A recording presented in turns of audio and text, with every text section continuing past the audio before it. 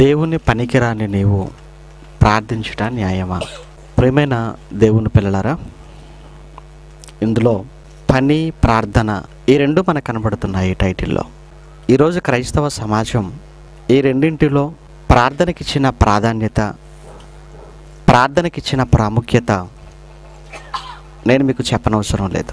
మారుమూల గ్రామంలో ఉన్న సంఘాలు మొదలుకుంటే మహానగరాలలో ఉన్న సంఘాలు, సంస్థల వరకు అంతటా నేర్పించబడుతున్నది, లేదా అంతటా జరుగుతున్నది, అంతటా మాట్లాడుకుంటున్నది ప్రార్థన గురించి తప్ప పని గురించి లేదు అన్నది మనకు కనబడుతుంది. ప్రేమైన దేవుని పిల్లలారా, ఇక ప్రార్థన పేరుతో ఎందరో పుస్తకాలు రాయటం కూడా మనకు తెలుసు.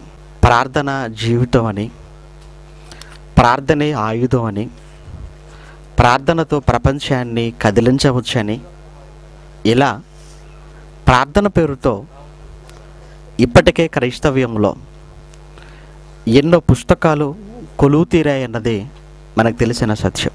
ప్రతి సంఘ కార్యక్రమాలలో ప్రార్థనకిచ్చిన ప్రాముఖ్యత మరి దేనికి ఇవ్వకపోవటం కూడా మనం చూస్తున్నదే. ప్రార్థనా పరులుగా, ప్రార్థనా యోధులుగా, ప్రార్థనా శూరులుగా, ప్రార్థనా వీరులుగా ఈరోజు క్రైస్తవ సమాజంలో పిలువబడేవారు కూడా లేకపోలేదు. ఎన్నున్నా ప్రార్థనా జీవితం ఉండాలి బ్రదర్ అని అనేవారు కూడా లేకపోలేదు. అసలు ఇంతకు ప్రార్థన అన్నది ఏదైతే ఉందో, ఈ ప్రార్థన గురించి దేవుడి బైబిల్లో ఏం చెప్పాడో, ఏమో రాయించాడో అన్న విషయం మీరు తెలిసే మాట్లాడుతున్నారా, తెలిసే చేస్తున్నారా అన్న ప్రశ్నకు లేదు అన్నదే సమాధానం అని మనకు తెలుసు. ప్రియమైన దేవుని పిల్లలారా, సంఘాలలో వారి యొద్ద ఉన్న విశ్వాసులకు ప్రార్థన ఎక్కువగా నేర్పించి వాక్యాన్ని చాలా తక్కువగా నేర్పించడం అన్నది మనం చూస్తున్నాం. ఏ సంఘంలోనైనా వాక్యానికి సంబంధించి ప్రత్యేకమైన కార్యక్రమాలు ఏమైనా ఉన్నాయంటే లేవను. కానీ ప్రార్థనకు సంబంధించి మాత్రం ఎన్నో కార్యక్రమాలు వారి కార్యక్రమాలలో చోటు చేసుకోవటం అన్నది మనం చూస్తున్నాం. మామూలు ప్రార్థన, ఉపవాస ప్రార్థనని, సంపూర్ణ రాత్రి ఉపవాస ప్రార్థన పేరుతో గొలుసు ప్రార్థనలని, ఏకాంత ప్రార్థనలని, రహస్య ప్రార్థనలని, ఇలా ఎన్నో రకాల ప్రార్థనలు ఈరోజు క్రైస్తవ్యంలో మనకు కనబడుతున్నాయి. ప్రార్థనకు ప్రత్యేకంగా స్థలాలను కూడా ఏర్పాటు చేసుకొని ప్రార్థన శిఖరాల పేరుతో, ప్రార్థన గోపురాల పేరుతో నేటి క్రైస్తవ్యం ప్రార్థనలో మునిగిపోయింది అనటానికి ఇప్పటి వరకు చెప్పిన ఈ మాటలన్నీ కూడా ప్రత్యక్ష సాక్ష్యాలు. ప్రియమైన దేవుని పిల్లలారా, ప్రార్థన అన్న మాటలో ఉన్న అర్థం మనం దేవుడితో మాట్లాడటం అని అర్థం. ప్రార్థన అనగా మనిషి దేవునితో మాట్లాడటం. మనిషి దేవునితో మాట్లాడటాన్ని ప్రార్థన అని అంటే, మరి దేవుడు మనిషితో ఎలా మాట్లాడతాడు? మనిషి దేవుడితో మాట్లాడటానికి ప్రార్థన ఉంది. మరి దేవుడు మనిషితో ఎలా మాట్లాడాలి? ఆల్రెడీ దేవుడు మనిషితో మాట్లాడవలసిన మాటలన్నీ 66 పుస్తకాలుగా గ్రంథస్థం చేసి బైబిల్గా మన చేతికి ఇవ్వటం జరిగింది. అనగా దేవుడు మనతో ఎలా మాట్లాడతాడు ఇప్పుడు అంటే, గదిలోకి వెళ్ళి మోకరిస్తే దేవుడు మాట్లాడతాడు అనుకుంటే పొరపాటు, లేదా కొండెక్కి ప్రార్థన చేస్తే దేవుడు మాట్లాడతాడు అనుకోవటం అది అవివేకం అవుతుంది. ఒకవేళ అలానే జరుగుతుంది, అలా మాట్లాడతాడు దేవుడు అని అనుకున్నప్పుడు 66 పుస్తకాల అవసరత లేదు. ఇంకా ఎవరు ప్రార్థన చేసుకున్నా దేవుడు మాట్లాడతాడు డైరెక్ట్గా అనుకున్నప్పుడు ఇక బైబిల్తో పనే ఉంది. బైబిల్ అవసరత ఎందుకు ఇంకా? కనుక ఇప్పుడు దేవుడు సంపూర్ణంగా 66 పుస్తకాల ద్వారా సంపూర్ణ సత్యాన్ని మన చేతికి ఇవ్వటం జరిగిపోయింది. కనుక ఈరోజు దేవుడు మనతో మాట్లాడాలి అనుకుంటే ఈ 66 పుస్తకాలను మనం చదవవలసినదే. అయినా ఈరోజు మనం దేవుడితో మాట్లాడటం అన్నది ఏదైతే ఉందో, దీనికన్నా ప్రాముఖ్యం దేవుడు మనతో మాట్లాడడం అన్న సంగతి మర్చిపోకూడదు. మనం దేవునితో మాట్లాడటం కన్నా దేవుడు మనతో మాట్లాడితే బాగుంటుంది. ఎందుకంటే దేవుడు గొప్పవాడు, ఆయన మహాజ్ఞాని, ఆయన మాట్లాడటం వల్ల మనం జ్ఞానవంతులు అవుతాం. ఆయన మాట్లాడటం వల్ల ఎన్నో జ్ఞానంతో కూడుకున్న సంగతులు మనకు అర్థమవుతాయి. మనం ఆయనతో ఏం మాట్లాడగలం, మనం ఆయనతో ఏం చెప్పగలం అంటారు. మీకు అర్థం అవ్వాలంటే, దేవుడు ఒక మాస్టర్గా మీరు అనుకుంటే మనమంతా స్టూడెంట్స్. దేవుడు మాస్టర్ అయితే మనమంతా విద్యార్థులం. ఇప్పుడు స్టూడెంట్ మాస్టర్ వీళ్ళిద్దరిలో ఎవరు ఎక్కువ మాట్లాడితే మంచిదని మీరు అనుకుంటున్నారు? అంటే మాస్టర్ ఎక్కువగా మాట్లాడటం వల్ల పిల్లలు జ్ఞానవంతులు అవుతారని అర్థం. మీరు ఏం మాట్లాడకండి, నేనే మాట్లాడతారని పిల్లవాడు మాట్లాడక ఏం తెలుసని మాట్లాడతాడు? పిల్లలు ఎలా జ్ఞానవంతులు అవుతారు? పిల్లలు జ్ఞానవంతులు కాదు, పిల్లలు వదరవతుల్లా మారిపోతారు. అందుకే పిల్లవాడు తక్కువగా మాట్లాడాలి, మాస్టర్ ఎక్కువగా మాట్లాడాలి. అప్పుడు పిల్లలు జ్ఞానవంతులు అవుతారన్నది ఎంత నిజమో, బైబిల్ కలిగిన క్రైస్తవులంగా మనం దేవునితో తక్కువ మాట్లాడుతూ దేవుడు మనతో ఎక్కువగా మాట్లాడితే బాగుంటుంది. అంటే మరి ఇప్పుడు దేవుడు మనతో ఎక్కువగా మాట్లాడాలంటే మనం చేయవలసిన పని ఎక్కువగా వాక్యాన్ని చదువుతూ ఉండాలి, ఎక్కువగా వాక్యాన్ని ఆలోచించాలి, ఎక్కువగా వాక్యాన్ని మనం ధ్యానించాలి. అంటే ఎంతగా మన వాక్యాన్ని మనం ఆలోచిస్తుంటామో, ఎంతగా వాక్యాన్ని మనం ధ్యానిస్తుంటామో అంత జ్ఞానాన్ని దేవుని మాటల్లో నుంచి మనం సముపార్జించుకునే అవకాశం ఉంటుంది. అందుకే ప్రియమైన దేవుని పిల్లలారా, ప్రార్థన అనగా మనం దేవుడితో మాట్లాడటం తగ్గించి దేవుడు మనతో ఎక్కువగా మాట్లాడే కార్యక్రమాన్ని మనం చేస్తే మంచిది. అలానే పూర్తిగా దేవునితో మాట్లాడటం మానేయమన్నది కాదు మన ఉద్దేశం. ప్రార్థన వద్దు అని మనం ఎప్పుడూ చెప్పలేదు. ఏమండి, తండ్రితో మాట్లాడదని ఎవరంటారంటే, దేవుడు అంటే మన తండ్రి, మనల్ని కన్నవాడు, ఈ లోకానికి పంపినవాడు. ఆయనతో మాట్లాడవద్దు అనటానికి నేనెవరిని? కనుక ప్రార్థన చేయవద్దు అని కాకుండా ఎక్కువగా ఆయన మాట్లాడటానికి అవకాశాన్ని ఇవ్వండి అంటున్నాం. కానీ ఈరోజు చాలామంది ప్రార్థన పేరుతో 24 గంటలు మేము ప్రార్థనలో ఉంటామండి అంటున్నారు. 24 hours ప్రార్థనలో ఉంటారట. అంటే 24 గంటలు ఎవరితో మాట్లాడుతుంటారట? మనిషే దేవుడితో మాట్లాడుతుంటాడట. అంటే 24 గంటలు మనిషి దేవుడితోనే మాట్లాడితే ఇక దేవుడికి మాట్లాడే అవకాశం లేదన్నమాట. చాలామంది అండి మాట్లాడుతున్నప్పుడు ఎదుటివాడికి అసలు అవకాశమే ఇవ్వరండి, అలా మాట్లాడుతుంటారు. నోరు తెరిచారంటే నాన్ స్టాప్గా వెళ్ళిపోతుంటాయండి మాటలు. అమ్మ మీకు ఒక దండం అని 2 చేతులు ఎత్తే అంతవరకు నోరు ముయ్యరు. వాగుడుకాయ అంటారు వాళ్ళని. అలాంటి వాళ్ళు ఉంటారండి. అసలు అవకాశం ఇవ్వరు మాట్లాడటానికి. చాలా ప్రమాదపడ్డ అలాంటి వాళ్ళతో మనకు చాలా తలపోటుగా ఉంటుందండి. అందుకే అలాంటి వారు కళ్ళ ముందు కనపడితే ఎలా తప్పించుకోవాలని ఆలోచిస్తుంటాం. టైం అంతా తినేస్తారు, మనల్ని తినేస్తారు. ఇప్పుడు 24 గంటలు ప్రార్థన ప్రార్థన ప్రార్థన ప్రార్థన అని ఈరోజు మనుషులు దేవుణ్ణి తినేస్తున్నారండి, దేవుని తినేస్తున్నారు. అయినా ప్రేమ దేవుని పిల్లలారా, ఈరోజు ఈ ప్రార్థన అన్నది ఏదైతే ఉందో, ఈ ప్రార్థన అసలు ప్రార్థన పేరుతో వీళ్ళు చేస్తున్నటువంటి ప్రార్థనలు ఏవైతే ఉన్నావో, ఈ ప్రార్థనలన్నీ దేవుడు పట్టించుకునే ప్రార్థనలేనా, దేవుడు ఆలకించే ప్రార్థనలేనా? ఇవన్నీ కూడా మనం ఆలోచించాలండి. ఎందుకంటే మనిషికున్న బలహీనత ప్రార్థన అండి, మనిషికున్న బలహీనత ప్రార్థన. అందుకే చూడండి, బ్రదర్ మా గురించి ప్రార్థన చేయండి బ్రదర్ అంటారు అందరూ. సేవకుడు ఇంటికి వచ్చినా, ప్రసంగికుడు ఇంటికి వచ్చినా, ఎవడు లేదా మరో విశ్వాసి ఇంటికి వెళ్ళినా ఒకరికొకరు ముగింపులో చెప్పుకునే మాట అంటే తెలుసా అండి? బ్రదర్ మా కోసం మీరు ప్రార్థన చేయండి బ్రదర్ అంటారు. ఏమంటే సేవకుడు ఇంటికి వచ్చాడంటే, ఏమండి మాకు కాస్త వాక్యం చెప్పండి అన్న విశ్వాసం మీరు చూసారండి? అసలు చూడరండి. మాకు వాక్యం చెప్పండి అని అనరు. మరి ఏమంటారంటే మా కోసం ప్రార్థన చేయండి అంటారు. అంటే ప్రార్థన కోరుకుంటున్నారు తప్ప వాక్యాన్ని ఎవరు కోరుకోవటం లేదండి. ఇక ఈ ప్రార్థన కూడా ఎలా అయిపోయిందంటే, మరో మనిషి కోసం ప్రార్థన చేస్తే బాగుండదు, కానీ మనిషి అన్నింటి కోసం ప్రార్థన చేయడం ప్రారంభించేశాడు. అంటే పక్షికి, జంతువులకు, వస్తువులకు, ఏమండి అన్నింటికీ ప్రార్థనలు జరుగుతున్నట్టుగా ఈరోజు మనం చూస్తున్నామండి. ప్రార్థన అన్నది మీరు ఒకరినొకడు ప్రార్థన చేసుకోనండి, ఒకరి నిమిత్తమే మరొకరు ప్రార్థన చేయండి అన్నాడు. అంతవరకు బాగుంది. కానీ మనిషి ఏం చేస్తున్నాడంటే ఈరోజు అన్నింటికీ ప్రార్థన చేసేస్తున్నాడు. అన్నింటికీ ప్రార్థన అంటే ఒక కర్చీఫ్కి ప్రార్థన చేస్తున్నాడు, ఒక పెన్నుకు ప్రార్థన చేస్తున్నాడు, ఏమండి ఒక షర్టుకు ప్రార్థన చేస్తున్నాడు, ఒక నూనెకి ప్రార్థన చేస్తున్నాడు. ప్రార్థించిన నూనె అన్నాడు, ప్రార్థించిన పెన్ను అట, ప్రార్థించిన కర్చీఫ్ అంటున్నాడు. ప్రార్థన. ఇక ఆ ప్రార్థించబడిన నూనె కానివ్వండి, అక్కడ ప్రార్థించబడిన మట్టి కానివ్వండి, అందులో ఏదో మహత్యం, అందులో ఏదో మహత్వం ఉందనుకోండి, దాన్ని కొనటం అనేది విశ్వాసంలో వంతైపోయిందండి ఈరోజు. అంటే ఒక రకంగా చెప్పాలంటే ప్రార్థన పేరుతో ఈరోజు ప్రార్థన ముసుగులో ఈరోజు సేవకులుగా పిలువబడిన వారు వ్యాపారం చేస్తున్నారు అనడానికి మీకు చెప్తున్నారండి. అంటే ప్రార్థన ఏమైపోయిందనమాట ఈరోజు వ్యాపారంగా మార్చేసుకున్నారు. ఈ పనులు మనకి ఇంటి దగ్గర దొరకవా?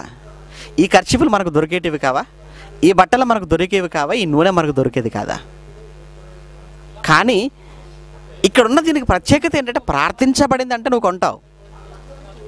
అంటే కేవలం ప్రార్థించబడినవి అన్న ఒకే ఒక కారణంతో, ఒకే ఒక్క పేరుతో వేల రూపాయల, లక్షల రూపాయల వ్యాపారం ఈరోజు స్వస్థత శాలలు అన్న చోట జరుగుతుంది అనటంలో ఎలాంటి అతిశయోక్తి లేదండి.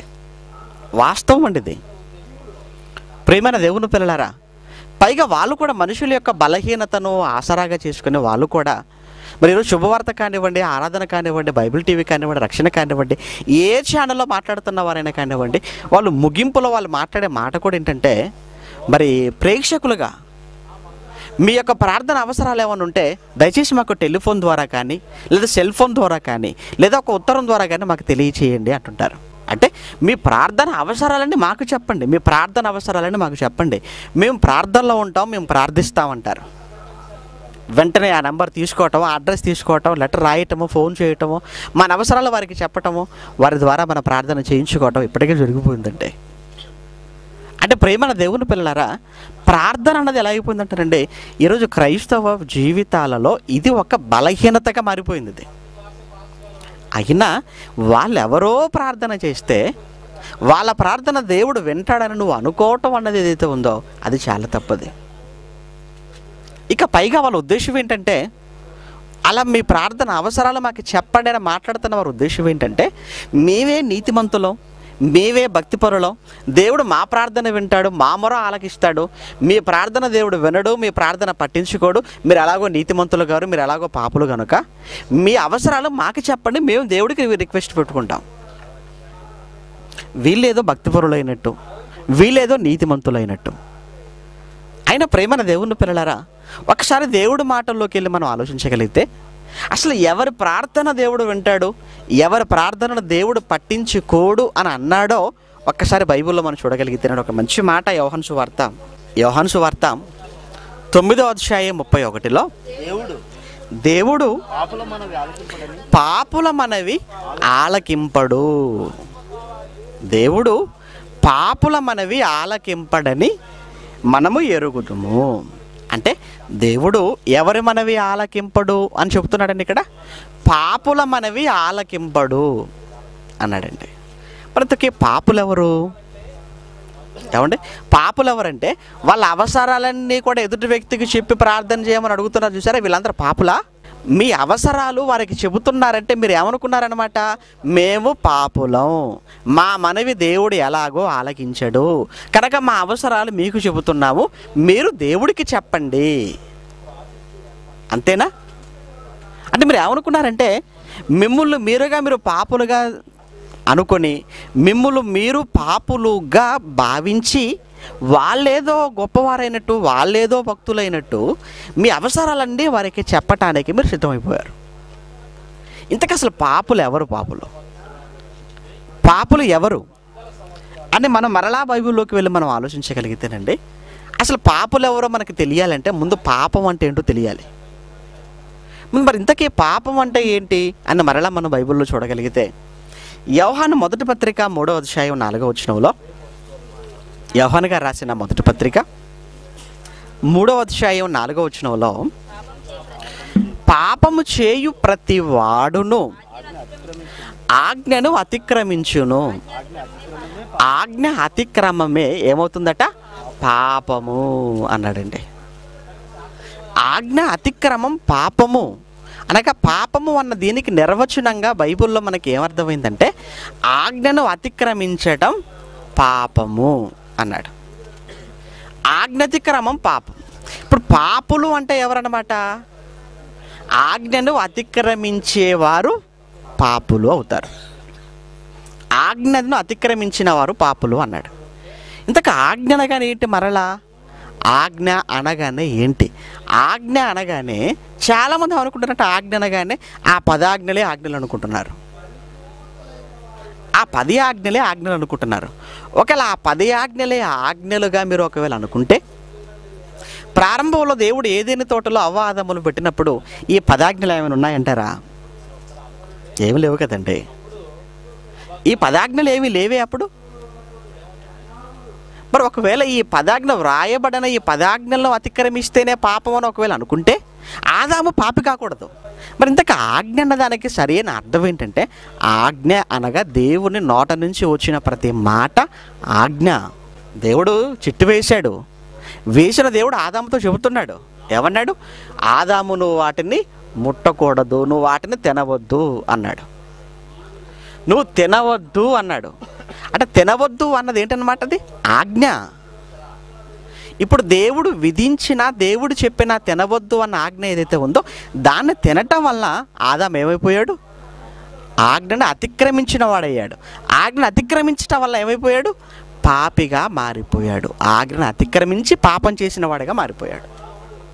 అంటే ఇప్పుడు దేవుడు పాపుల మనవి ఆలకింపడు అన్న ఈ మాటల్లో ఉన్న అర్థం ఏంటంటే, దేవుడు చెప్పిన మాటను చేయక, లేదా దేవుడు చెప్పినట్లుగా చేయకపోతే, దేవుని ఆజ్ఞను అతిక్రమిస్తే ఏమవుతారన్నమాట? ఎవరైనా పాపులవుతారు.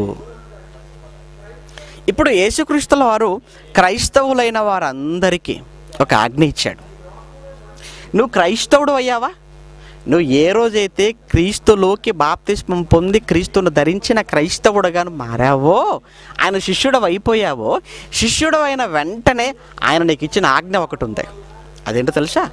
మార్కు సువార్త 16వ అధ్యాయం. మార్కు సువార్త 16వ అధ్యాయం 15వ వచనంలో, మరియు మీరు సర్వలోకమునకు వెళ్ళండి అన్నాడండి. ఎవరికి చెప్తున్నాడండి ఆయన? ఆయన శిష్యులకండి.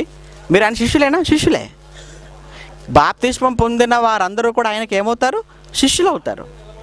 అంటే మనం అంతా బాప్తిస్మం పొందుకున్న వారం అయితే మనం అందరం కూడా ఆయనకి శిష్యులమే. ఇప్పుడు ఆయన శిష్యులైన వారికి ఆయన ఇస్తున్న ఆజ్ఞ ఏంటంటే, మీరు సర్వలోకమునకు వెళ్ళండి అన్నాడు. సర్వలోకమునకు వెళ్ళండి అన్నాడు. నేను సర్వలోకమునకు వెళ్ళను, ఒకే చోట ఉంటాను, ఒకే చోట మోకరేస్తాను, ఒకే చోట ప్రార్థన చేస్తానంటే ఇప్పుడు ఆజ్ఞను ఏం చేస్తున్నట్టు? అంతే కదండి. మీరు సర్వలోకమునకు వెళ్ళండి, వెళ్ళిన మీరు సర్వ సృష్టికి సువార్తను మీరు ప్రకటించాలి అన్నాడండి. సర్వలోకమునకు వెళ్ళాలనేది యేసుక్రీస్తుల వారు చెబుతుంటే, నేను ఎక్కడికి వెళ్ళను, ఈ 4 గోడల మధ్యన ఉంటాను, ఈ 4 గోడల మధ్యన మోకాలు వేస్తాను, మోకాలు వేసిన నేను 24 గంటల ప్రార్థనలోనే ఉంటాను అని అంటున్నారంటే, ఆజ్ఞను ఏం చేస్తున్నారు? వీళ్ళందరూ అతిక్రమిస్తున్నారు. అంటే వీళ్ళే ఎవరన్నమాట? పాపులు అన్నమాట. ఈ పాపులకు నీ అవసరాలు చెప్తావా మరలా? ఇప్పుడు వీళ్ళు పాపులైనప్పుడు ఈ పాపులకు మరలా నీ అవసరాలు చెప్పి దేవుని అడగమని చెప్పటం, ఇది ఎంతవరకు సమంజసమో మీరు ఆలోచించండి. అంటే సర్వలోకమునకు వెళ్ళక 4 గోడల మధ్య బందీగా ప్రార్థన ప్రార్థన ప్రార్థన అంటూ 24 గంటల ప్రార్థనలో ఉంటున్న వీరిని దేవుడు ఏమంటున్నాడు తెలుసా? వీరిని పాపులు అన్నాడండి.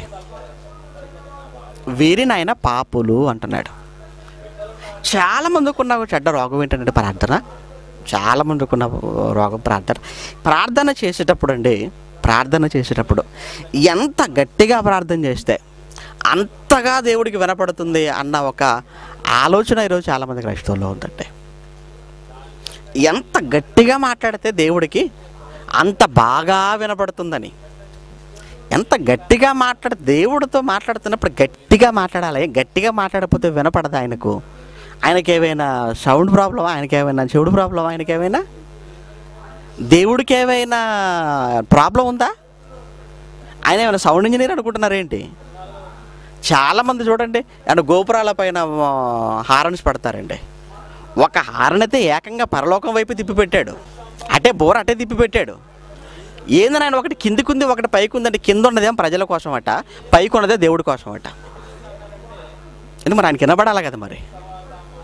కాబట్టి దేవుడికి నువ్వు గట్టిగా ప్రార్థన చేస్తే వినపడుతుంది అనుకోవటం అన్నది అది నీ అమాయకత్వం. అది ఎందుకంటే నీ మనసులో నువ్వు అనుకున్నా ఆయనకి వినపడుతుంది అన్నాడంటే. అది కొరింథీయులకు రాసిన మొదటి పత్రిక 10వ అధ్యాయంలో అపోస్తలుడైన పౌలు కొరింథీయులకు రాసిన మొదటి పత్రిక 10వ అధ్యాయం 10వ వచనం చూడండి. కొరింథీయులకు రాసిన మొదటి పత్రిక 10వ అధ్యాయం 10వ వచనంలో మీరు సనగకండి అన్నాడండి. సనగటం అంటే అర్థం ఏంటంటే, సనగటం అంటే మౌత్ తీసుకొని మాట్లాడటమా, మైకులో మాట్లాడటమా సనగటం అంటే? లేదా సనగటం అంటే పక్కవాడికి కూడా వినపడదు. ఏదో సరుగుతున్నావేంట్రా అంటుంటాం. ఏదో సరుగుతున్నావేంటి కదా గట్టిగా మాట్లాడు అంటే పక్కవాడికి వినబడకుండగా పెదాలు కదిలిస్తూ మాట్లాడుతున్న ఈ మాటలు ఏమంటారు? సనగటం అన్నాడు. అంటే నీ పక్కవాడికి కూడా వినబడకుండా నీలో నీవు మాట్లాడుకోవటాన్ని ఏమంటారు? సనగటం. సనగటం అంటున్నాడు. ఇప్పుడు పౌలు గారు అదే చెప్తున్నారు, మీరు సనగకుడి. ఎందుకంటే వారిలో అనగా ఇశ్రాయేలీలలో కొందరు సనిగారు, సనిగినందుకు ఏమైపోయారు? సంహరింపబడ్డారు. సనిగినందుకు సంహరింపబడ్డాడంటే వీళ్ళు సనిగిన ఆ సనుగులు ఎవరికి వినిపించాయన్నమాట? దేవుడికి వినిపించాయి. దేవుడికి వినిపించాయి. నీ పక్కవాడికి వినిపించకపోవచ్చు, కానీ ఎవరికి వినపడుతున్నాయి? దేవుడికి వినపడుతున్నాయి. సనిగినా వినపడుతుంది అన్నప్పుడు ఎందుకు మౌత్ తీసుకొని చేతులు పట్టుకొని ఎందుకు అంత గట్టి గట్టిగా అరుపులు కేకలు ఎందుకు మాట్లాడుతుంటారు? అలానే ఎప్పుడు అలానే దేవుడితో మాట్లాడుతున్నప్పుడు అలా మాట్లాడతారండి. మామూలు మనుషులతో మాట్లాడుతున్నప్పుడు మామూలుగానే మాట్లాడతారు. మరి ఏంటో చాలామంది చూడండి అప్పటి వరకు ప్రశాంతంగా మాట్లాడతాడు, అప్పుడు ఒక బ్రదర్ అనే మాట్లాడతాడు, కానీ మైకు తీసుకుంటే మాత్రం ఆ బ్రదర్ కాస్త సాగదీసి అప్పటి వరకు దేవుడు అన్న మౌత్ దగ్గరికి వెళ్ళేసరికి మాత్రం దేవుడు అని స్పష్టంగా పలకక ఎంత దీర్ఘం తీసి ఎంత గట్టిగా మాట్లాడతాడో మీకు తెలుసు అంటే. ఎందుకు ఈ భాష? ఎందుకు ఇలా మాట్లాడుతున్నారు? ఎవరికి వినపడదని కూర్చున్న వాళ్ళు ఏమైనా చేయటం వల్ల? వాళ్ళు మంచి వాళ్ళే. అలానే దేవుడికి ఏమైనా వినపడదా? దేవుడికి వినపడుతుంది. అన్నప్పుడు ఎందుకు ఇంత గట్టిగా మాట్లాడుతున్నారు? ఇంత గట్టిగా మాట్లాడే అరుపులు కేకలు చేయటం వల్ల చుట్టూ ఉన్న వారికి అదంతా డిస్టర్బెన్స్గా ఉండటం వల్ల క్రైస్తవులు అనగానేనండి సభలకు స్థలాలు ఇవ్వని పరిస్థితి. ఆఖరికి ఈరోజు పరిస్థితి ఏమైపోయిందంటే, ఏమంటే ఇంటి అద్దె కూడా క్రైస్తవులు అయితే మేము ఇల్లు అద్దెకి ఇవ్వమండి అన్న పరిస్థితిలోకి వెళ్ళిపోయిందండి ఈరోజు. తెలుసంటే సిటీస్లలో ముందు మన అద్దె కోసం ఇంటికి వెళ్ళగానే ముందు వాళ్ళు అడిగే మాట్లాడితే మీరు ఎవరండి అని అడుగుతున్నారు. అంటే మీరు హైందవలా, క్రైస్తవులా, ముస్లిమ్సా అని. మీకు క్రైస్తవులం అండి అన్నారు అనుకోండి, అయితే లేదండి అంటారు, అంతే. అయితే లేదండి అంటున్నారు. ఎందుకు? క్రైస్తవులైతే అర్ధరాత్రి అపరాత్రి అని లేకుండా గట్టి గట్టిగా అరుపులు కేకలు హల్లెలూయా ప్రైజ్ ది లార్డ్ అయ్య బాబు ఈ పాటలతో ఈ ప్రార్థనలతో చుట్టూ ఉన్న వారికి ఎవరికి నిద్ర పట్టనివ్వకుండా చేసే వారే క్రైస్తవులుగా ముద్రింపబడిపోయారంటే. అందుకని కనీసం ఇంటి అద్దె కూడా ఇవ్వటానికి భయపడుతున్నారంటే మీరు ఆలోచించండి. అని మీరు సనగకండి. వారిలో సనిగి సంహారకుల చేత వారు సంహరింపబడిరి అన్నాడంటే సనిగిన దేవుడికి వినపడుతున్నప్పుడు గట్టిగా ప్రార్థన చేయటం అవసరమా? గట్టిగా చేయటం అవసరం అండి. ఇంకా సనగటం కాదట, ఇంకెంత అడ్వాన్స్గా ఉన్నాడో తెలుసా దేవుడు. మాట నీ నోట రాక ముందే నాకు తెలుసు అన్నాడు. 139వ కీర్తన చూడండి, 139వ కీర్తన 4వ వచనం. యెహోవా నా మాట నా నాలుకకు రాకమునుపే, అంటే నాలుక ఇంకా కదలక ముందే అనమాట. చూసారా, మాట ఇంకా నా నాలుకకు రాకమునుపే అంటే నోట్లో ఉన్న నాలుక ఇంకా కదలక ముందే, కదలక ముందే అది నీకు పూర్తిగా తెలిసి ఉన్నది అన్నాడండి. అంటే నువ్వు ఇంకా మాట అనకముందే ఏం అంటావు అన్న సంగతి నువ్వు అనకముందే ఎవరికి తెలుసట? అంటే ఎంత అడ్వాన్స్గా ఉన్నాడండి దేవుడు, ఎంత ముందుగా ఉన్నాడు. మరి అటువంటప్పుడు ఇలాంటి పరిస్థితుల్లో నువ్వు గట్టిగా కేక పెట్టడం అవసరమా? నువ్వు గట్టిగా అరవటం అవసరమా ఇప్పుడు? ఎందుకంటే ఇవన్నీ వేషధారణ, ఇదంతా కూడా వేషధారణ. అంటే వేషధారణ అవసరం లేదండి. అంటే తండ్రితో మాట్లాడడానికి కొడుకు తండ్రి దగ్గరికి వెళ్ళిపోయి గట్టిగా డాడీ అని గట్టికి పిలవాలి. డాడీ అంటే సరిపోతుంది, వినపడుతుంది ఆయనకు.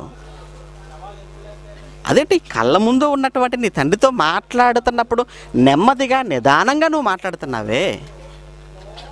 ఇప్పుడు దేవుడు ఏమైనా దూరంగా ఉన్నాడు అనుకుంటున్నావా? దేవుడు దూరంగా ఏమీ లేడు. దేవుడు ఎక్కడున్నాడట? ఆయన మన మధ్యనే ఉన్నానన్నాడు. దేవుడు ఎక్కడున్నానన్నాడు? ఆయన మీకు దూరముగా ఉండవాడని నేను కాను. అంటే మీకు దగ్గరగానే ఉన్నాను అని. మరి దగ్గరగా ఉన్నవాడితో ఎలా మాట్లాడతారు చెప్పండి? దగ్గరగా ఉన్నవాడితో మాట్లాడుతున్నప్పుడు గట్టిగా అరుస్తారండి? అరిస్తే నీ నోటి మీద ఒకడు కొడతారాడు, ఎందుకు అంత గట్టిగా అరుస్తున్నావురా అని. నేను పక్కనే ఉన్నాను కదా, నిదానంగా మాట్లాడవచ్చు కదా, నెమ్మదిగా మాట్లాడవచ్చు కదా, ఏంటి సౌండ్ పొల్యూషన్ అంటాం. మరి దేవుడు నేను దూరంగా ఉండవాడనా? కాదు, నేను మీకు దగ్గరగా ఉండవాడను అని అన్న తర్వాత కూడా అంత అరుపులు అంత కేకలు అవసరం అంటారండి? ఇవన్నీ అవసరం లేదండి. అంత గట్టిగా మాట్లాడవలసిన అవసరం ఏమీ లేదండి. ఎందుకంటేనండి చాలామంది ఇక్కడ మరికొంతమందికి ఉన్న రోగం ఏంటంటే ప్రార్థన ఇస్తే చాలండి, ప్రార్థన ఇస్తే చాలండి. అవకాశం మైక్ ఇచ్చారంటే మాత్రం అస్సలు విడిచిపెట్టరండి. ఇంకా ఎక్కడి నుంచి దేశ నాయకులు మొదలుకుంటే ఇంట్లో ఉన్న కుటుంబం వరకు, రాజకీయాలు మొదలుకుంటే సంఘంలో ఉన్న రాజకీయాల వరకు మొత్తం చుట్టుకొని రావటమే. సామాన్యంగా విడిచిపెట్టారండి అసలు. అందుకే ఎవరికైనా మైక్ ఇస్తున్నప్పుడు అంటే భయం అవుతుంటుందండి ప్రార్థన అంటే. ఇక్కడ ఎంతసేపు చంపేస్తాడోనని, ఎంతసేపు పట్టుకుంటే విడిచిపెట్టరండి చాలామంది. ప్రేమన దేవుని పిల్లలారా, దేవుడు ప్రార్థన చేయొద్దు అని అనటం లేదండి. కాబట్టి నిజంగా మన తండ్రి మనకిచ్చిన ఒక మంచి అవకాశం అండి. ఆయనతో మాట్లాడే ఒక మహాభాగ్యాన్ని మనకు ప్రసాదించాడు ప్రార్థన పేరుతో. ఒక కలెక్టర్ దగ్గరికి వెళ్ళి మాట్లాడాలంటేనండి అంత అవకాశం రాదని, అంత సులువుగా రాదు. ఒక ఎమ్మెల్యే దగ్గరికి వెళ్ళి అపాయింట్మెంట్ తీసుకోవటం అది చాలా కష్టమే. ఒక మంత్రి దగ్గరికి వెళ్ళాలన్నా, ఒక ముఖ్యమంత్రి దగ్గరికి వెళ్ళాలన్నా, ఒక ప్రధానిని కలుసుకోవాలన్నా, అంటే అది మన జీవితంలో జరిగే పనేనా అనిపిస్తుంటుందండి మనకు అసలు. అది అంటే భూమి మీద ఒక అధికారంలో ఉన్న ఒక వ్యక్తితో మాట్లాడే అవకాశమే నీకు లేనప్పుడు, 3 లోకాలను కలిగించి 3 లోకాలను ఏకకాలములో ఏలుతూ పరలోకంలో అత్యున్నతమైన సింహాసనంపై ఆసీనుడైన ఆ తండ్రి, ఆ దేవుడితో మాట్లాడే అదృష్టాన్ని దేవుడు నీకు ఇచ్చినప్పుడు ప్రార్థన పేరుతో ఈ ప్రార్థన ఎంత చక్కగా నువ్వు ఉపయోగించుకోవాలో నీకు అర్థం అవ్వట్లేదు. ఈ మంచి అవకాశాన్ని ఎలా ఉపయోగించుకోవాలి? ఎందుకంటేనండి ఈరోజు దేవుడికి వెళుతున్న ప్రార్థనలో క్షణానికి కొన్ని వేల లక్షల కోట్ల ప్రార్థనలు వెళ్ళిపోతున్నాయండి పరలోకానికి. ఇది తెలుసు కదండి. ప్రపంచవ్యాప్తంగా క్రైస్తవులైన వారందరూ అండ్ ఒకేసారి క్షణక్షణానికి ఎంతమంది తమ ప్రార్థనలో మరి ఉంటున్నారో మీకు తెలుసండి. ఈ ప్రార్థనలన్నిటినీ కూడా పరలోకంలో ఉన్న దేవుడు వాటన్నిటిని కూడా రిసీవ్ చేసుకుంటున్నాడు. ఆయనే రిసీవ్ చేసుకుంటాడు స్వయంగా. ఆయనకు పక్కనే పిఏ ఎవరు లేరు, ఆయనే స్వయంగా వింటాడు. ఇక్కడ మీరు చూడండి, ఒక టెలిఫోన్ ఎక్స్చేంజ్ని కానివ్వండి, ఒక రైల్వే వ్యవస్థను కానీ మీరు చూసినప్పుడు అంటే డైరెక్ట్గా మన కస్టమర్ కేర్ కనెక్ట్ చేయడండి. వాడు ముందుగానే అన్ని ఆప్షన్స్ అన్నీ కూడా ఫీడ్ చేసి పెడతాడు. మీరు రీఛార్జ్ చేసుకోవాలనుకుంటున్నారా అయితే 2 నొక్కండి అంటాడు. బ్యాలెన్స్ వివరాలు తెలుసుకోవాలనుకుంటున్నారా అయితే 3 నొక్కండి అంటాడు. ఈ మాటలు వింటున్నప్పుడు అండి అసలు మొత్తానికి వీడు ఎదురుగా ఉంటే వీడు పేకే నొక్కేయాలనిపిస్తుంది మనకు. అంటే డైరెక్ట్గా కస్టమర్ కేర్కి ఇవ్వడనమాట వాడు. అన్నీ విన్న తర్వాత ఇప్పుడు మా కస్టమర్ కేర్ ప్రతినిధితో మీరు మాట్లాడాలనుకుంటున్నారా? అప్పటి వరకు అదే నాయన ఎప్పుడు వస్తాడని చూస్తున్నాం లైన్లోకి అనగానే, అయితే మరలా కాసేపు మీరు వెయిట్ చేయండి అంటాడు. మరలా అక్కడ కూడా అంటే కస్టమర్ కేర్తో మాట్లాడడానికి కూడా మళ్ళా లైన్లో మళ్ళీ కాసేపు వెయిట్ చేయాలట. ఆ తర్వాత కనెక్ట్ అవుతాడు. అప్పుడు కానీ మనం మాట్లాడే అవకాశం లేదు. అంటే ముందుగా ఈ మాట్లాడుతున్న ఈ మాటలన్నీ ఎవరు మనుషులు కాదు మాట్లాడేది. మనం ఫోన్ కస్టమర్ కేర్కి చేయగానే వాళ్ళు మాట్లాడేటి వినడమే తప్ప మనం మాట్లాడితే రెస్పాన్స్ ఏమి లేదు, ఏమి ఉండదు. వాళ్ళు చెప్పేది మనం వినటమే, మనం చెప్పేది వాడేవి వినడు. ఎందుకంటే మాట్లాడుతున్నది మనిషి కాదు, ముందుగానే ఆ వాయిస్ అంతా కూడా కంప్యూటర్ సిస్టంలో ఫీడ్ చేసి పెట్టారు. అందుకే మనం ఏదైనా ఫోన్కి మనం చేసినప్పుడు అండి ఆ అవతల వ్యక్తి, ఆ నెంబర్ కలిగిన ఆ వ్యక్తి మరి కవరేజ్లో లేనప్పుడు కూడా చెప్పే మాట ఏంటంటే కవరేజ్లో లేడు, మరి కాసేపు అయిన తర్వాత ట్రై చేయండి, లేకపోతే స్విచ్ ఆఫ్ చేసుకున్నారు, లేకపోతే ఏదో ఒకటి మాట్లాడుతుంటారు, ఏదో ఒకటి చెప్పేస్తుంటుంది. కానీ దేవుడు మనకి ఇచ్చిన ఒక మంచి అవకాశం అండి. అంటే ఏ రోజు నువ్వు ప్రార్థన చేయి తండ్రికి, ఏ క్షణాన నువ్వు ప్రార్థన చేయి. దేవుడు ఎప్పుడు కవరేజ్లో ఉంటాడు తప్ప కవరేజ్లో లేని రోజు లేదండి దేవుడు. ఏ రోజున అర్ధరాత్రి పూట 12 గంటలకు మోకాల నుంచి ప్రార్థన చేసేటప్పుడు మరి లైన్స్ అన్నీ చాలా బిజీగా ఉన్నాయి, కాసేపు అయిన తర్వాత ట్రై చేయి అన్న మాట ఎప్పుడైనా వినిపించిందా నీకు? లేదు. మరి దేవుడు కవరేజ్ ఏరియాలో కాసేపు అయిన తర్వాత ట్రై చేయమన్న మాట మీకు వినబడుతుందా? లేదండి. ఎవడ నిజంగా అండి అర్ధరాత్రి పూట 12, 1 గంట, 2 గంటల సమయంలో కూడా నువ్వు మోకరించి ప్రార్థన చేస్తే పరలోకమందున కన్న తండ్రి నాయనా చెప్పు అన్న ఆ టైంలో కూడా నీ ప్రార్థన వినడానికి సిద్ధంగా ఉంటాడండి. ఆ టైంలో మీరు ఎక్కడో బయట ప్రయాణంలో ఇంటికి ఫోన్ చేసి చూడండి, ఏముంటుంది మీ ఆవిడ? నీకు పని పాట లేదా, ఈ టైంలోనే ఫోన్ చేసేది, నీకు బొత్తిగా బుర్రలేనట్టుంది అంటుంది. ఎందుకు? నిద్ర డిస్టర్బ్ అయిపోయింది, ఆవిడకు నిద్ర డిస్టర్బ్ అయిపోయింది. అంటే నీ ఇంట్లో నువ్వు కట్టుకున్న భార్య అర్ధరాత్రి 12, 1 గంట టైంలో ఫోన్ చేస్తే ఎంత విసుక్కుంటుందే. కానీ నీ తండ్రి నువ్వు ఏ టైంలో ఫోన్ చేయి, ఆయన నాయన చెప్పు చెప్పు నాయన చెప్పు అంటాడే తప్ప ఈ టైంలో ఏంట్రా ప్రార్థన అన్నాడు నాయన. అందుకే బైబిల్లో ప్రార్థన చేయడానికి సమయం అని పెట్టాడండి దేవుడు. ప్రార్థన చేయటానికి ఈ సమయంలోనే మీరు ప్రార్థన చేయాలి, ఆ తర్వాత ప్రార్థనలు పరలోకానికి వెళ్ళవు, ఆ తర్వాత అసలు లైన్స్ అన్ని కలవవు అని అలాంటిది ఏమన్నా పెట్టాడండి దేవుడు అసలు బైబిల్ ఎక్కడైనా? లేదండి. అంటే 24 hours నువ్వు ఎనీ టైం నువ్వు తండ్రితో మాట్లాడుకునే ఒక మంచి అవకాశం దేవుడు మనకిచ్చాడు. మరి దేవుడిచ్చిన ఈ మంచి అవకాశాన్ని ఎంత చక్కగా మనం ఉపయోగించుకోవాలండి. మొత్తానికి ముఖ్యమంత్రి గారితో మాట్లాడే అపాయింట్మెంట్ మనకు దొరికిన తర్వాత ఆఖరికంటే ఏమంటే ఎంత ముందుగా వెళ్ళిపోవాలి, అపాయింట్మెంట్ తీసుకోవాలి, బిల్లబోన్ రోడ్ దగ్గర అక్కడ ఉన్న రిజిస్టర్లో సంతకం చేయాలి. మనకన్నా ముందు 10 మంది ఉంటారు, ఆ 10 మంది వెనకాల మనం ఉంటాము, ముందు ఒక్కొక్కరు వెళ్ళిపోతుంటారు, అక్కడ కూర్చుంటాం. సరిగ్గా మన దాకా రాగానే ఆయన మన లోపల నుంచి బయటికి వెళ్ళిపోయి మళ్ళీ కాసేపు వెయిట్ చేయమన్నారు అనుకోండి, ఎంత నిరుత్సాహంగా పడిపోతాం అనండి. పోనీ ఆఖరికి సాయంకాలం పూట మన టైం వచ్చేసింది, లోపలికి వెళ్ళిపోయాం, నాకు టైం అయిపోతుంది త్వరగా చెప్పేసి అంటాడు, 2 నిమిషాలు చెప్పేసి బయటికి వెళ్ళిపోవాలి. ఎంత రిస్క్ అంటే, ఎంత కష్టంగా ఉంది చూడండి. ఆఫ్టర్ ఆల్ భూమి మీద ఒక రాష్ట్రాన్ని ఏలుతున్న ముఖ్యమంత్రితోనే ఎక్కువసేపు మాట్లాడే అవకాశం మనకు లేదండి. ఆయనతో అపాయింట్మెంట్ తీసుకోవటమే మహా కష్టం. కానీ నీ తండ్రితో, మరి అలాంటి తండ్రితో నువ్వు మాట్లాడుతున్నప్పుడు నీ మాటలు ఎలా ఉండాలి అన్నది ప్రశ్న. నీ మాటలు ఎలా ఉండాలి? ఆయన దేవుడైనా ఖాళీగా ఉన్నాడు, ఖాళీగా లేడండి. ఆయన 3 లోకాలను పరిపాలిస్తున్నాడంటే ఆయన ఎంత బిజీగా ఉంటాడు. అంత బిజీగా ఉన్నా నీ నుంచి ఫోన్ కాల్ వెళుతుంది. నీ నుంచి ఫోన్ కాల్ వెళ్ళటం అంటే ప్రార్థనని. నీ నుంచి ఫోన్ కాల్ వెళ్ళగానే అమ్మో ఏంటి నా కుమారుడు ఏదో ప్రార్థన చేస్తున్నాడు, ఫోన్ చేస్తున్నాడు ఏంటని ఆగి నీ ఫోన్ని వినే పరిస్థితి ఉంది. కానీ ఫోన్ చేసిన తర్వాత ఏంటి నాయన అన్నప్పుడు ఏలే తండ్రి ఈ మధ్యకాలంలో బాగా తలపోటుగా ఉంది తండ్రి అన్నారు అనుకో, దీనికోసమా నాయన ఫోన్ అంటాడు. ఎందుకంటే ఈ మధ్యకాలం నుండి అసలు దేవుణ్ణి ఏది అడగాలో ఏది అడగకూడదో మరీ దారుణం అయిపోయింది. ఏది పడితే అది అడిగేస్తున్నారండి. జలుబు చేసిన ఆయనకి చెప్పటమే, దగ్గు వచ్చిన ఆయనకి చెప్పటమే, తలనొప్పిన ఆయనకి చెప్పటమే. అంటే జలుబు, దగ్గు, జ్వరం ఇవి ఇక్కడ తగ్గవా? రూపాయి ట్యాబ్లెట్ వేసుకుంటే తగ్గిపోయే వీటి కోసం కూడా ఆయన అడగటం ఏం బాగుంటుంది చెప్పండి? ఆయనకి చెప్పటం ఏం బాగుంటుందండి? ముఖ్యమంత్రి గారి దగ్గరికి వెళ్ళి ఏమండి మా వీధిలో లైట్లు వెలగటలేదని అన్నారు అనుకోండి, ఇంకా బుర్ర ఉందా అంటాడు. ముందు నా దగ్గరికి వచ్చావంటే లైట్ల సమస్య తీసుకొని వస్తావా? ఏమంటే మా వీధిలో నేను పందుల బెడత చాలా ఎక్కువగా ఉందని ముఖ్యమంత్రి గారి మీదైనా చర్య తీసుకోవాలంటారు అనుకో. పందుల బెడత ఎక్కువ కాబట్టి నేను చర్య తీసుకోవటం, అక్కడ వార్డు మెంబర్ ఉంటాడా, సర్పంచ్ ఉంటాడా, ఒక ఎంపీపీ ఉంటాడా? ఏమండి వీళ్ళందరూ ఉన్న తర్వాత నా దగ్గరకు వస్తున్నావేంటి? నువ్వు నా దగ్గరకు వస్తున్నావంటే వీళ్ళ వల్ల ఎవరి వలన కానీ ఏదో ఒక ప్రధాన ముఖ్యమైన సమస్య ఉంటే ముఖ్యమంత్రిగా నువ్వు నా దగ్గరికి రావాలి. అప్పుడు నేనేంటో నీకు అర్థమైనట్టు, ఒక ముఖ్యమంత్రిగా నువ్వు నన్ను గౌరవించినట్టు. రూపాయి ట్యాబ్లెట్ వేసుకుంటే తగ్గిపోయి ఈ జలుబు కూడా నువ్వు ఆయన చెప్తున్నావంటే దేవుడు అంటే నీకు ఏమర్థమయ్యాడు?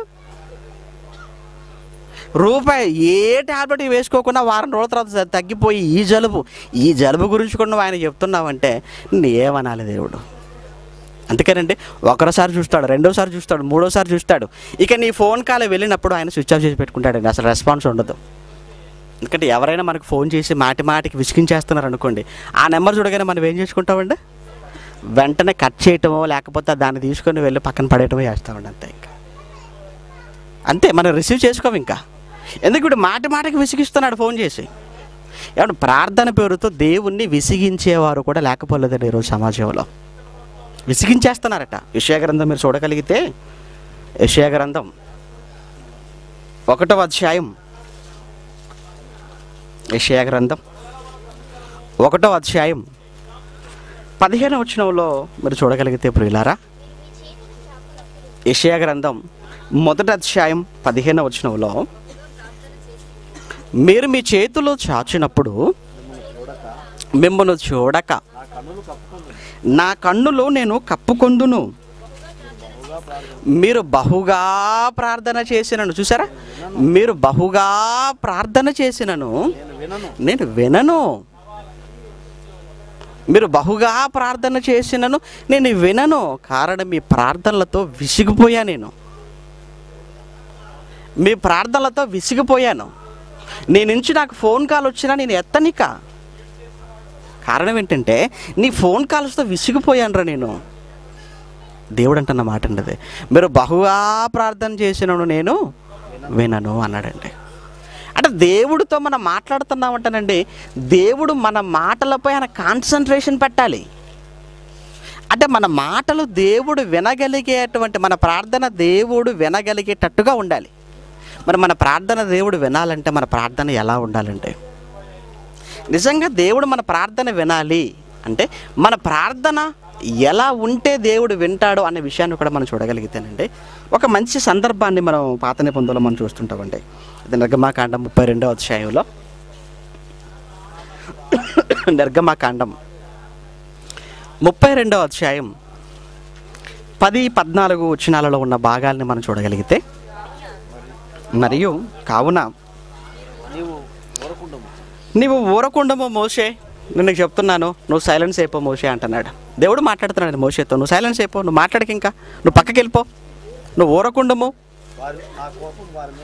నా కోపము వారి మీద మండిపోతుందా అన్నాడు. ఇశ్రాయేలు మీద నా కోపాన్ని మండించేస్తాను, వాళ్ళందరినీ కూడా మండించి వాళ్ళందరినీ బూడిద చేస్తాను మోషే అంటున్నాడు.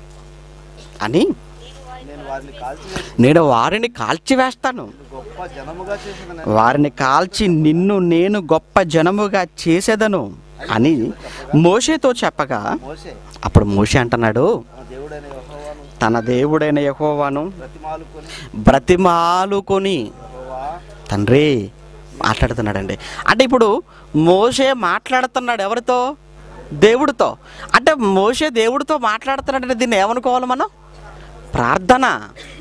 అంతే కదండి, మనిషి దేవునితో మాట్లాడడాన్ని ఏమంటారు? ప్రార్థన. ఇప్పుడు ఈ మోషే దేవుడితో మాట్లాడుతున్నాడండి, ప్రార్థన చేస్తున్నాడు. ఏమంటాడు చూడండి ఆ ప్రార్థనలో, తండ్రి యెహోవా, నీవు మహాశక్తి వలనను బలము వలనను ఐగుప్తు దేశములో నుండి రప్పించిన నీ ప్రజల మీద నీ కోపము మండనేలయ్యా. ఎందుకయ్యా కోపాన్ని మండిస్తున్నావు? వద్దయ్యా. ఎందుకంటే ఎన్ని మహత్కార్యాలు చేశావో వారి కోసం, ఎన్ని అద్భుతాలు చేశావో, వారిని ఎలా విడిపించావో ఇవన్నీ తెలుసు కదయ్యా. ఏం చెప్పావు ఆ రోజు?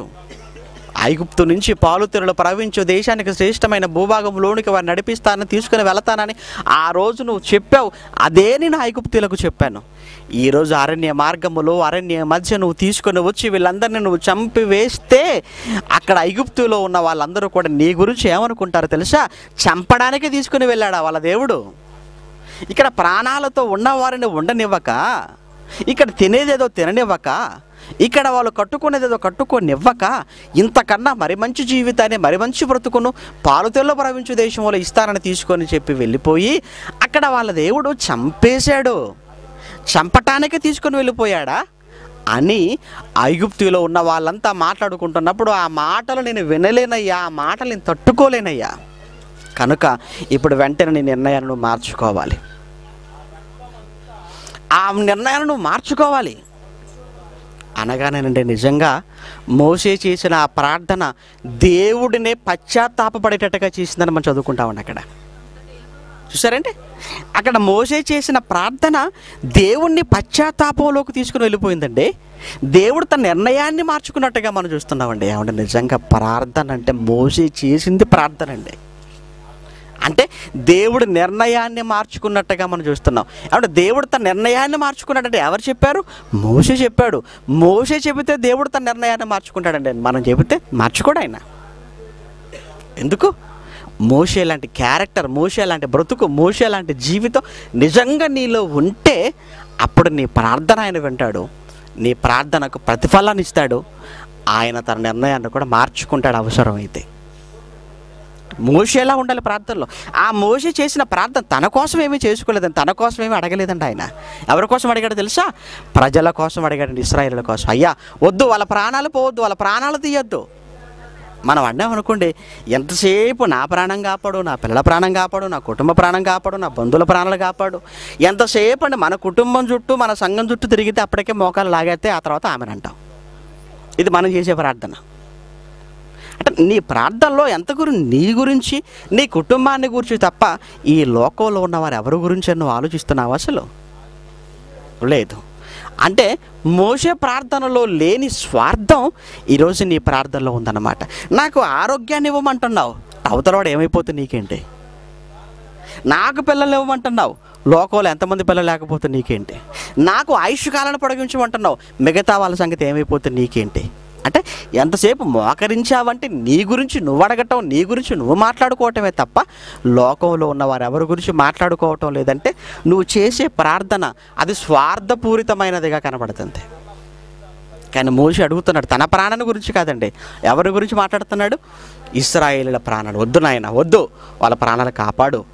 ఒకవేళ వాళ్ళ ప్రాణాలు తీసేయటమే నీ నిర్ణయం ఒకవేళ నువ్వు అనుకుంటే వాళ్ళ ప్రాణాల కన్నా ముందు ఎవరి ప్రాణం తీసేయి? నా ప్రాణం తీసేసేయి అన్నాడండి. ఏంటండి బాబు ఆ మాట? ఆ మాట ఏంటి అసలు? వాళ్ళ పేర్లు తుడిచివేయటమే నీ నిర్ణయం అనుకుంటే వాళ్ళ పేర్ల కన్నా ముందు నీ గ్రంథంలో నుంచి నా పేరు తుడిచివేసేయి అన్నాడండి. ఏంటండి అంత ధైర్యంగా దేవుడితో మాట్లాడుతున్నాడండి ఆయన? ఎంత ధైర్యంగా మాట్లాడుతున్నాడండి దేవుడితో? అంతేనండి, తండ్రి దగ్గర మాట్లాడడానికి ఎందుకండి భయం? తండ్రి అయినా తండ్రి, అందుకే అధికారం ఉంది తండ్రి కనుక, ఆయన మీద అధికారం ఉంది మోషేకు. అదే అడుగుతున్నాడండి ఆయన. ఇది మోషే చేసిన ప్రార్థనగా మనకు కనబడుతుందంటే.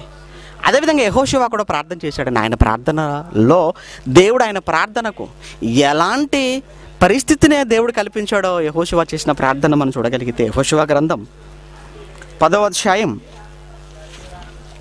యెహోషువ గ్రంథం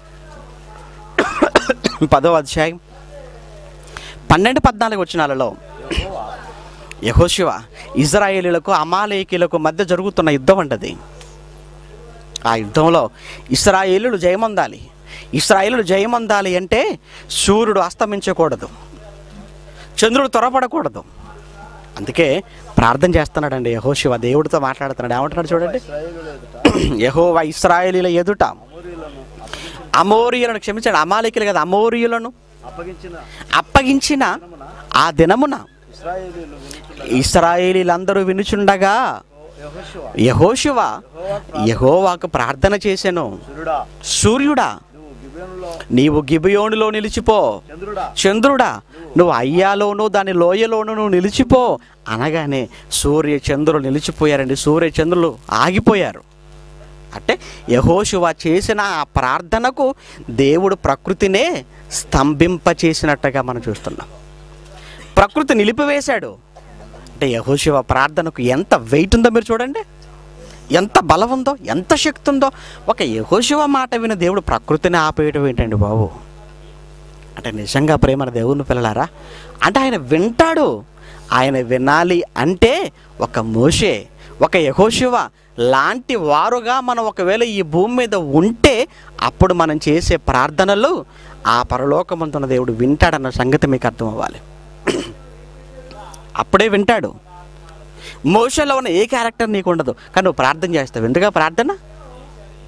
యెహోషువలో ఉన్న ఏ క్యారెక్టర్ నీకు లేనప్పుడు నీ ప్రార్థన పరలోకానికి వెళ్ళగలుగుతుందంటావా? లేదు. అదేవిధంగా ఏలియా ప్రార్థన కూడా మనకు తెలుసండి.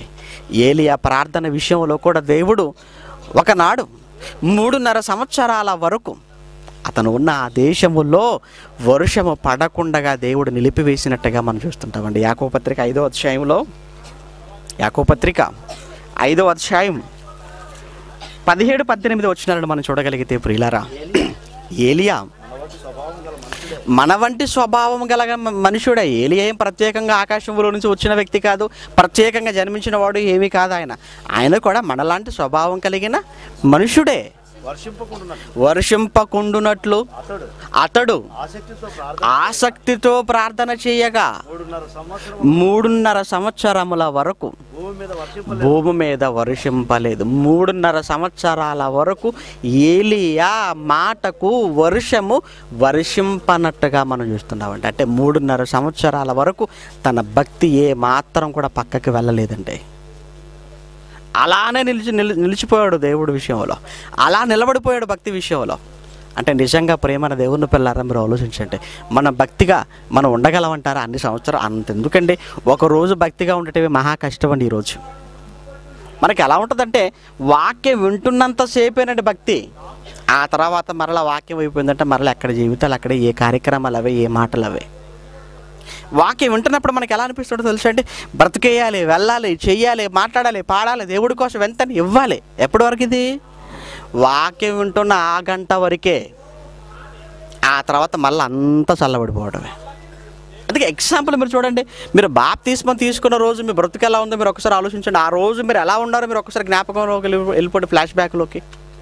బాప్తిస్మం తీసుకున్న రోజున ఇంటికి వచ్చిన తర్వాత ఎవరైనా మాట్లాడకుండా టీవీ ఎవరైనా ఆన్ చేసినా దాన్ని కట్టేసి, అసలు వాక్యం ముందు తప్ప మరి దేని ముందు కూర్చోక, ఎవరు పిలిచినా పలకక ఎంత ఇదిగా ఉన్నారండి ఆ రోజు. ఆ తర్వాత ఒక వారం, నెలకు వీళ్ళేనా ఆ రోజు అలా ఉన్నది అన్న అనుమానం ఎవరు చూసే వాళ్ళకు, ఆ రోజు నేనేనా అలా ఉన్నది అని నీకు కూడా అనుమానం వచ్చేస్తుంటుంది. అదేంటి ఆ రోజు అలా ఉన్నావు, మళ్ళీ ఏంటి ఇలా మారిపోయావు ఏంటి అంటే? నిజంగా అంటే భక్తిగా ఒక రోజు కూడా ఉండలేని పరిస్థితి అండి ఈరోజు. గంట సేపు వాక్యం వింటున్న ఆ కొద్ది సమయం వరకే తప్ప ఆ తర్వాత మళ్ళీ బయటికి వెళ్ళిపోతాం, మళ్ళీ లోకంలో కలిసిపోవటమే. ఈ 10 రోజులు ఇక్కడ ఉన్నారు, చాలా పరిశుద్ధంగా, చాలా పవిత్రులుగా ఉన్నారు. ఇదే పవిత్రతతో, ఇదే పరిశుద్ధతతో, ఇదే ఆశయంతో, ఇవే ఆలోచనలతో ఈ 10 దినాల తర్వాత మరలా మీ ప్రాంతాలకు మీరు వెళ్ళిపోయి నిజంగా ఇక్కడున్న ఏ ఆలోచనలతో మీరు ఉన్నారో, ఏ ఆశయంతో మీరు వచ్చారో, ఏ ఆశయంతో మీరు వెళుతున్నారో, ఇవన్నింటి ప్రకారంగా మీరు మీ ప్రాంతంలో మీరు బ్రతకగలరంటారా? ఒక్కసారి మిమ్మల్ని మీరుగా ఆలోచించుకోండి ప్రేమన దేవుని పిల్లారా. అది చాలా కష్టం అండి. ఎందుకంటే ఒకడు ఉన్నాడు కదా, వాడేది అపవాది దయ్యం. మీరు ఉండాలనుకున్నా ఉండనివ్వని వాడొకడు ఉన్నాడు. మీరు ఎంత వాక్యం విన్నా, మీరు విన్న ఈ వాక్యాన్ని ఎత్తుకొని పోవటానికి వాడు సిద్ధంగా ఉంటాడు. మీరు వాక్యం వింటున్నప్పుడు మీలో కలిగే ఆలోచనలు ఏవైతే ఉన్నావో, ఈ ఆలోచనలన్నీ మళ్ళీ తలక్రిందులు చేయడానికి వాడు ఎప్పుడు కాచుకొని కూర్చుంటాడండి. మీరు చాలా జాగ్రత్తగా ఉండాలండి. అందుకోసమే ఏమంటే ఒక ఏలియా 3.5 సంవత్సరాల పాటు వర్షించవద్దని ఆజ్ఞాపించగా వర్షింపనట్టుగా మనం చూస్తున్నామండి. అంటే ఆయన ప్రార్థనకు దేవుడు ఎలాంటి సమాధానం ఇచ్చాడో మనం చూస్తున్నామండి. అంటే ఒక మోషే ప్రార్థనకు, యెహోషువ ప్రార్థనకు, ఏలియా ప్రార్థనకు ఎలాంటి ప్రతిఫలం మనకు కనిపించిందో చూసాం. అదేవిధంగా సొలొమోను ప్రార్థన కూడా మనకు తెలుసండి. సొలొమోను ప్రార్థన కూడా మనం చూడగలిగితే రాజుల మొదటి గ్రంథం 3వ అధ్యాయం, రాజుల మొదటి గ్రంథం 3వ అధ్యాయం 7వ వచనాన్ని మీరు చూడగలిగితేనండి, ఏమండి, దావీదు తదనంతరం ఇశ్రాయేలు సింహాసనంపై అధిపతిగా, రాజుగా, అభిషేకింపబడిన వాడుగా, ఏమంటే రాజ్యాధికారాన్ని చేతపట్టుకున్న వాడుగా సొలొమోను మనకు కనబడుతున్నాడు. ఆయన తండ్రికి ప్రార్థన చేస్తున్నాడు. ఆ ప్రార్థనలో ఏం మాట్లాడుతున్నాడో మీరు చూడండి. నా దేవా యెహోవా, నీవు నా తండ్రి అయిన దావీదు బదులుగా నీ దాసుడునైన నన్ను రాజుగా నియమించి ఉన్నావు. అయితే నేను బాలుడను గనుక నాకున్నటువంటి ఈ వయసు నీ కార్యములను జరిగించటానికి నాకు సరిపోదు గనుక, ఇదిగో నీ దాసుడనైన నేను నీవు కోరుకొనిన జనుల మధ్య ఉన్నాను. 9వ వచనంలో, ఇంత గొప్పదైన నీ జనమునకు న్యాయము తీర్చగలవాడు ఎవడు? కాబట్టి నేను మంచి చెడ్డలు వివేచించి నీ జనులకు న్యాయము తీర్చున్నట్లు నేను నీ దాసుడనైన నాకు వివేకము గల హృదయమును దయచేయము. సొలొమోను చేసిన ఈ మనవి ప్రభువునకు అనుకూలమాయను అన్నాడు. చూసారండి, సొలొమోను చేసిన ఈ ప్రార్థన దేవుడికి అనుకూలమైందట. ఇంతకీ ఏం చేశాడు ఆ ప్రార్థనలో? తండ్రి, నీ పిల్లలను పరిపాలించుటకు నాకు కావలసిన జ్ఞానాన్ని, వివేకాన్ని నాకు ప్రసాదించు అన్నాడండి. నాకు ప్రసాదించి, నాకు వివేకాన్ని ఇవ్వుతండి, నాకు జ్ఞానాన్ని ఇవ్వుతండ్రి అని అన్నాడండి ఆ రోజుల్లో. మనం కూడా ఎన్నో మార్లు ప్రార్థన చేసామండి. మనం చేసిన ప్రార్థనలో ఏ రోజున తండ్రి నాకు జ్ఞానం కావాలి, వివేకం కావాలి, ఏ రోజున అడిగారు మీరు? అడగారు. ఎందుకంటే మీకు బోలెడంత ఉంది. ఇది ఎక్కువైపోయింది. ఇది ఎక్కువైపోయింది. ఇది ఎవ్వరు అడగరండి అసలు. జ్ఞానాన్నివ్వు, తెలివినివ్వు, బుద్ధినివ్వు, వివేచాన్నివ్వు. అసలు ఈ మాటలే మన నోటికి రావు. మరి మన నోటికి వచ్చేటివేంటి? ఆస్తులు, అంతస్తులు, ఉద్యోగాలు, చదువులు, పిల్లలు, ఆరోగ్యం. ఇవి తప్ప దేవుణ్ణి ఇంకేం అడుగుతామంటారు చెప్పండి? అందుకేనండి మన ప్రార్థనలో ఆయనకు అస్సలు ఇష్టం ఉండదండి. ఇది ఎప్పుడు ప్రార్థన చేసినా కానీ ఇదేనండి వీడి ప్రార్థనలో. అంటే దేవుడికి విసుగొచ్చి పక్కకి వెళ్ళిపోయే పరిస్థితి మన ప్రార్థన. మనం మోకరించామంటే దేవుడు తల పట్టుకునే పరిస్థితి అండి ఈరోజు. అంతేనండి, మనం మోకరిస్తే చాలు దేవుడు తల పట్టుకునే పరిస్థితి అండి ఈరోజు. మనం మోకరిస్తే ఆయన చెవి మన వైపు పెట్టాలి. మనం మోకరిస్తే ఆయన మనసు నీ వైపు పెట్టాలి. నువ్వు మోకరించినప్పుడు ఆయన మనసు నీ వైపు పెట్టాలంటే, నీ చెవిని ఆయన నీ వైపు పెట్టాలంటే నువ్వు చేసే ప్రార్థన అది నీ స్వార్థపూరితమైనదై ఉండకూడదు. ఆయనకే ఆలోచన చెప్పగలిగిన ప్రార్థన నువ్వు చేయగలగాలి. ఆయనకే, ఆయన కార్యక్రమాల కోసం, ఆయన పిల్లల కోసం నువ్వు తీసుకునే పనులు కానివ్వండి, నువ్వు తీసుకునే జాగ్రత్తలు కానివ్వండి, వీటి గురించి నువ్వు ఆయన అడుగుతున్నావంటే ఆయన ఆనందపడతాడు. అందుకని ఏం అడగలేదండి. ఆయుష్ని అడగలేదు, శత్రుల ప్రాణాన్ని అడగలేదు, ఐశ్వర్యాన్ని అడగలేదు, ఇవి ఏమీ అడగలేదట. కేవలం ఏమడిగాడు? జ్ఞానాన్ని మాత్రమే అడిగాడంటే. అందుకేనండి వీళ్ళ ప్రార్థనలు అన్నీ దేవుడికి అనుకూలమయ్యాయి. ఒక మోషే ప్రార్థన అనుకూలంగా ఉంది దేవుడికి, ఒక యెహోషువ ప్రార్థన అనుకూలంగా ఉంది, ఒక ఏలియా ప్రార్థన అనుకూలంగా ఉంది, ఒక సొలొమోను ప్రార్థన అనుకూలంగా ఉంది. వీళ్ళ ప్రార్థనలన్నీ దేవుడికి అనుకూలంగా ఉన్నాయంటే వీళ్ళందరూ కూడా దేవుని పనిలో ఉన్నారు గనుక వీళ్ళ ప్రార్థనలు ఎవరికి అనుకూలంగా ఉన్నాయి? దేవునికి అనుకూలంగా ఉన్నాయి. మోషే ఎవరి పనిలో ఉన్నాడు? దేవుడి పని అండి. ఇశ్రాయేలుని తీసుకునే వాళ్ళంటే ఎవరి పని? అది దేవుడి పని. యెహోషువ ఎవరి పనిలో ఉన్నాడు? దేవుని పనిలో ఉన్నాడు. ఒక సొలొమోను, ఆయన కూడా దేవుడి పనులు, తన పిల్లలు ఇశ్రాయేలుని కాపాడాలి కదా, ఆయన పనిలో ఉన్నాడు. ఒక ఏలియా కూడా దేవుడి పనిలో ఉన్నాడు. అంటే దేవుని పనిలో ఉండి వారు చేసిన ప్రార్థనలు దేవుడికి ఎలా ఉన్నాయట? అనుకూలంగా ఉన్నాయి. అంటే దేవుడి పనిలో ఉండి ప్రార్థన చేస్తే అవసరమైతే ప్రకృతిని కూడా ఏం చేస్తాడు? స్తంభింప చేస్తాడు. ఎప్పుడు? నువ్వు దేవుని పనిలో ఉన్నప్పుడు నువ్వు ప్రార్థన చేయి, అవసరమైతే ప్రకృతిని కూడా దేవుడు నీకు అనుకూలంగా మారుస్తాడు అనటానికి ఏమండి మోషే కానీ, యెహోషువ కానీ, ఏలియా కానీ, సొలొమోను కానీ వీళ్ళందరూ చేసిన ప్రార్థనలే అందుకు ప్రత్యక్ష సాక్ష్యంగా మనకు కనబడుతున్నాయి. అంటే వీళ్ళ ప్రార్థనలు దేవుడు విన్నాడంటే కారణం వీళ్ళందరూ కూడా ఆయన పనిలో ఉన్నారు గనుక. అంటే ఎవరి ప్రార్థన దేవుడు వింటాడని మనకు అర్థమవుతుంది. వీళ్ళ ప్రార్థనలు దేవుడు విన్నాడంటే వీళ్ళంతా ఆయన పనిలో ఉన్నారు. అనగా పనిలో ఉన్నవాడు చేసే ప్రార్థన ఆయన వింటాడు తప్ప పనిలో లేనివాడి ప్రార్థన ఆయన అసలు పట్టించుకోడు. పనిలో ఉంటేనే పట్టించుకుంటాడు. అందుకే మరలా యోహాను సువార్త 9వ అధ్యాయానికి వచ్చేయండి. అక్కడి నుంచి వచ్చాం కదండి. మరలా యోహాను సువార్త 9వ అధ్యాయం 31వ వచనం. యోహాను సువార్త 9వ అధ్యాయం 31వ వచనం. దేవుడు పాపుల మనవి ఆలకింపడని ఎరుగుదుము అన్నాడండి. పాపి అంటే ఎవరిననాలి? పాపి, ఆజ్ఞను అతిక్రమించిన వాడు పాపి. ఇంతకీ ఏంటి ఆజ్ఞ? సర్వలోకమునకు వెళ్ళి సర్వ సృష్టికి సువార్త ప్రకటించాలన్నది ఇది ఆజ్ఞనేనా? ఆజ్ఞనే. ఇప్పుడు ఈ ఆజ్ఞను అతిక్రమిస్తున్నారంటే ఎవరన్నమాట? వీళ్ళు పాపులు. సువార్త ప్రకటించటం పనండి. అంటే పని మానేసి ఎందులో ఉన్నారు వీళ్ళు? ప్రార్థనలో ఉన్నారు. అంటే పని ప్రక్కన పెట్టి పని మానేసి ప్రార్థనలో ఉంటున్నారంటే వాళ్ళ ప్రార్థన దేవుడు వినడు. కారణం వాళ్ళు పాపులు గనుక. అందుకే కంటిన్యూషన్లో తర్వాత మాటలు ఏమన్నాడు చూడండి. ఎవడైనను దైవభక్తుడయ్యుండి, దైవభక్తుడు అనగానే కింది నుంచి పై వరకు తెల్ల డ్రెస్ వేసుకున్నవాడు దైవభక్తుడు అనుకోకండి మీరు. కింది నుంచి పై వరకు మొత్తం వైట్ వేసుకొని నల్ల బైబుల్ సంఖలో పెట్టుకొని కూర్చుంటే ప్రార్థన, నిలబడితే ప్రార్థన, కనపడితే ప్రైజ్ లార్డ్ అని ఇలా మాటలు చెప్తుంటారు చూసారా? వీళ్ళంతా కూడా వేషధారణ, వీళ్ళంతా వేషధారులు. వీళ్ళు కాదు భక్తులంటే. కాబట్టి ఈ భక్తులు అన్న పదం ఎవరికి పడితే వాళ్ళకి ఆపాదించడం అలవాటైపోయిందండి లోకానికి.